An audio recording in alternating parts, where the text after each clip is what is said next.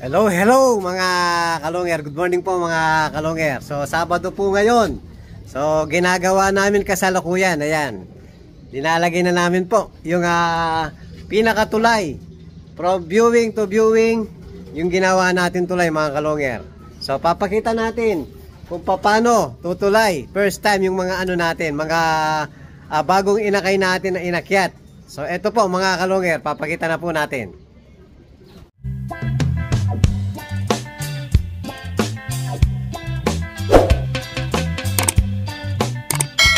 Hello, hello mga kalonger. Ayan po, kasalukuyan.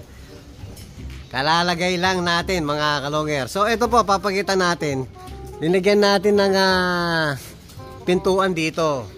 So, ayan po. Taas, baba. Parang yung sa kabila lang.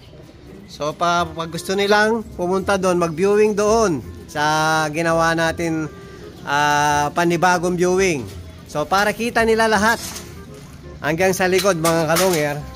Sa isang viewing kasi natin, sa dating viewing natin, ayan, makikita nyo, hindi nila nakikita yung paligid mga kalonger. So, nakaharang po dito sa may bubong natin. So, hindi nila kita yung likod. So, ngayon, patapos na po tayo. Titignan natin mamaya mga kalonger, kung hindi maninibago, kung tatawid sa ginawa nating tulay. Ayan. Kasalukuyan, kine-cable tie na ni Superbook. Para secured po na hindi makalabas yung mga ano natin. At saka sobrang lakas kasi ng hangin dito mga kalonger. Baka biglang bumaksak yung ginawa natin. Kaya dapat kailangan may mga ano yan, mga tali na safety. Yan, patapos na po mga kalonger. Tapos yung susunod natin gagawin yung sa baba, no, Superbook. Yung sa flooring ng mga ano natin. Sa bodega istaka natin mga kalonger. Yan, nasasabik na yung ano natin, no? O mamaya mga kalonger, pagkatapos ni Superbook, papakita natin kung tatawid nga dito sa ginawa natin yung mga inakay natin. O yan mga kalonger, binuksan ko na po yung ginawa natin pintuan. So sino kaya ang unang papasok sa ano, sa tulay mga kalonger? Ayan po. O, tingnan natin kung sino yung unang maglalakas loob.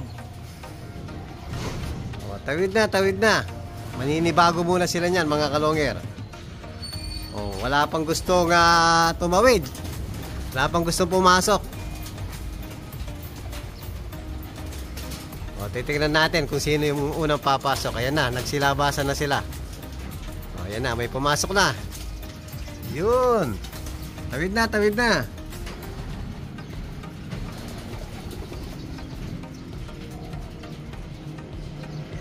Ayaw, nahihiya pa mga kalonger. Ayan mga kalonger, may nag-attempt na po. Yung black check natin. O, tawid na sa kabila. Siyempre maninibago yan mga kalonger. O, follow the leader. O, follow the leader. Ganyan lang yung mga inakay. Sunod-sunuran lang yan. Kung sinong unang maglalakas loob, susunod na po yan. Sige na, sige na. Lakad na. O, yun o, nakarating na doon. Konti na lang. O, sabi siguro, ganda pa lang ng view rito. Magsusunuran na rin yan. Yun, lumabas na si, white flight. O, mamaya mga kalonger, titignan natin kung sino yung unang pupunta sa bagong viewing natin. O ayan mga kalonger, dumami na po ang pumunta sa bago natin viewing. So sino kaya ang unang mag-a-attempt na lumipad doon sa tuntungan sa taas? Ayan, gumaya na. Follow the leader lang yan mga kalonger. Ito yung pinakauna nating nasingsingan mga kalonger. Bumabara ko na si Basarela. Ayan, kapatid puro ni Kuryente. Matitibay ang mga ibon na yan. Barakong barako. Yung isang kapatid niya, yung nestmate niya mga kalonger, nabenta po natin. Yan, parang magulang na siya, oh. Ang edad niyan mga kalonger, magpo 4 months pa lang. Pero parang ang gulang-gulang na ng ibon. O, sino kaya unang aakyat doon sa tuntungan sa taas? Yun, yung red bar po, ang unang umakyat. So, panalo si red bar. Siya yung unang umakyat sa tuntungan sa taas. O, parang nalulula, naninibago. Ayan o. Patingin-tingin pa sa sa baba. Gandang mapagmasdan mga kalongero, no? O yun, nagdalawa na. Yung black check. O, iikot tayo rito. So, makikita na po lahat nakapaligid. O, ayan po. Ito yung bagong viewing, papunta doon sa lumang viewing natin. Yan, hindi na sila magmumukhang crowded mga kalonger. Ayan o. Viewing lang kayo dyan. Hello mga kalonger. Ayan, sakto po, meron tayong bisita. Yan, galing ng Tarlac. So, pakilala na lang isa-isa. Margado po, skydiver no. Yun. Sir. Banda po po. Tapos ito, kilalanin nyo na to. Christian, si Manlok. Ano ba, magkasama-sama ba kayo? O kanya-kanyang lok? Combine yan. Combine. Kayong tatlo. Yung balita ko, mabibilis yung mga hawak niyong pyesa. Baka naman, pang norte. Ano ba yung hawak mong pyesa, idol? Galing po kay Credo. Credo ng Tarlac din? Sigurado, idol natin yun. Sigurado magagaling ang ibon, no? May nakalaro ba kayo ngayon? Wala pa po. Paano ba? December pa. Pang South? Saan sa city? BBC. Sama-sama pala tayong... Kasama ba natin yung... Kasama natin yung Tarlac sa ano? Pero, Tarlac on. Bukod ba yung ano nyo? Bukod ba yung... hindi, parang kasama natin. O, bukod yun sa inyo? Bukod yun. Bukod yun sa inyo? CTPN. Combine. GRPL. GRPL, no? Tapos si Sir, same din, no? Opo, same lang po. O, isa pala yung ano nila. Combine na... Trio lop. Ano ba yung lop kasi? Yung kayo, yung combine nyo. 40 po, 40 lang. 4K lop. Parang pangit, Tatlo lang kayo, tapos 4K lop. No, dapat 3K lang. 3 compadre. Oo. Ayan mga kalonger, chika-chika muna kami. Yan, first time makapunta dito sa lop natin. So, chika-chika muna mga kalonger. Hello mga kalonger. Ayan po, mag-viewing sa mga breeder natin, yung mga bisita natin. Yan, love visit lang po sila. Yan yung mga ano natin, mga stock natin. Puro stock. Dati dito ako naglalaro. Itong mismong love ko dati. Ngayon ginawa ko na lang stockan. So yung sa taas, ang ano natin, love ngayon. Doon tayo naglilipad. Dito puro mga stock lahat dito. Ito yung parents ng ano ko. Yung first bird ko sa Katbalogan, ayan ang parents na pinagbalikan ko sila kasi gusto ko yung naging performance nila. 1137 ang speed ng first bird ko After kong i-clock, patapos pa lang kaming mag-clock ng first bird, andyan na yung second bird. 1132. Patapos kaming mag-clock ng second bird namin, andyan na yung third bird. 1118. So sa loob ng 10 minutes, na kumpleto yung tatlo ko. Katbalogan ang sukat sa amin ng Katbalogan 600. Napabilib ako sa mga ibon ko. Kala mo tinos mo lang sa Bulacan Kasi imagine, tawid dagat 10 minutes kumpleto yung tatlo, no? Kaya kahit ibon ko, medyo napahanga ako sa mga ibon ko dahil sa pinakita nilang performance nung time na yon. Ayan yung mismo parents sila, pinagbalikan ko. So tignan mo ang lalaki pero ang tutulin. Ito naman si Maasin mismo. Ayan ang nagmaasin. Ngayon ang pinaris ko, ito kapatid ng first bird ko sa Katbalukan. Kasi si Maasin, ang speed niya medyo mabagal. So ang pinaris ko yung may long distance speed para mag-combine, maganda yung maging resulta. Parang to, ang parents nila, ito, finisher lang, sobrang bagal niyan. Matnog, collapse na yan. Kabalogan, Tacloban, cut off na.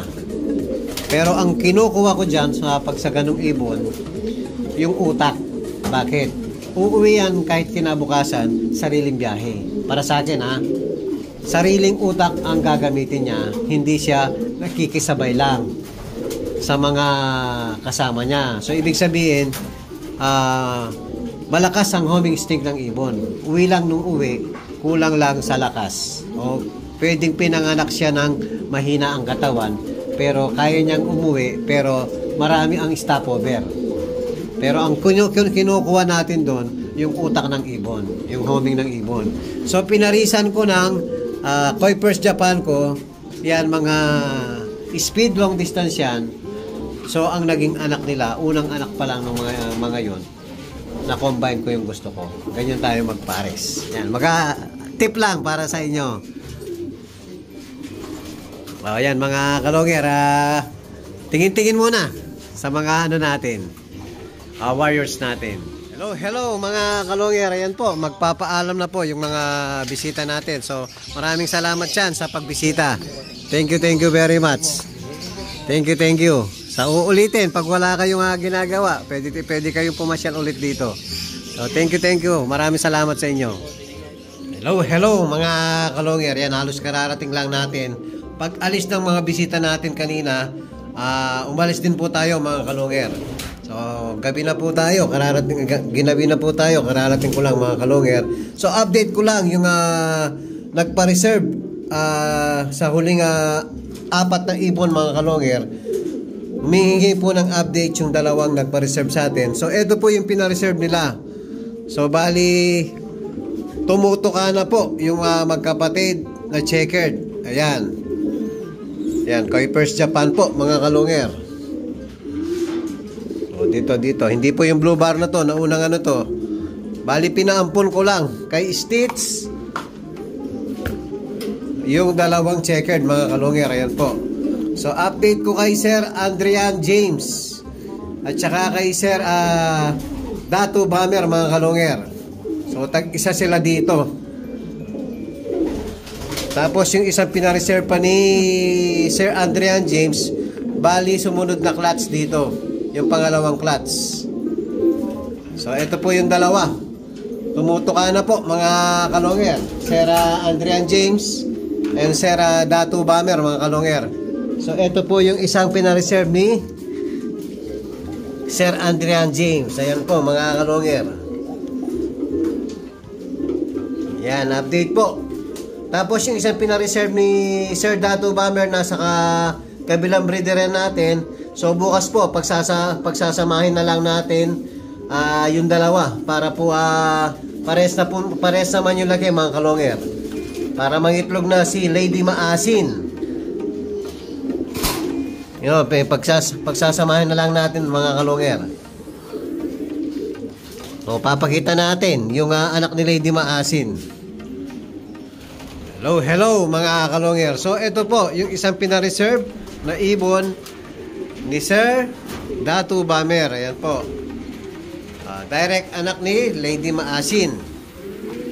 So bukas po pagsasamahin ko na lang yung isa doon, yung isang pinareserve ni Sir Adrian James mga kalonger, kasi magkasinlaki naman mga kalonger. So para mangitlog na uli si Lady Maasin. So medyo nabisi lang tayo maghapon kaya hindi ko na ilipat. Actually linagyan ko na ng tanda kanino. Ayan po, para hindi tayo malito. Yan, may pentel pen na red sa likod. Yan po, hindi mabubura hanggang sa pagano niya, pagwalay sa magulang. Tapos lalagyan pa rin natin ng tanda, kagaya niyan, sulat. O yan po. So lilipat na natin bukas mga kalonger. Ayan po yung update natin sa mga nagpa-reserve sa atin. At kung bago pa lang kayo sa aking channel, huwag kalimutan mag-subscribe, like and share at pakipindot na rin po yung notification bell, pati na rin po yung all para updated kayo sa mga bagong video natin. So yun lang po mga kalongger, maraming salamat po. Keep safe and God bless.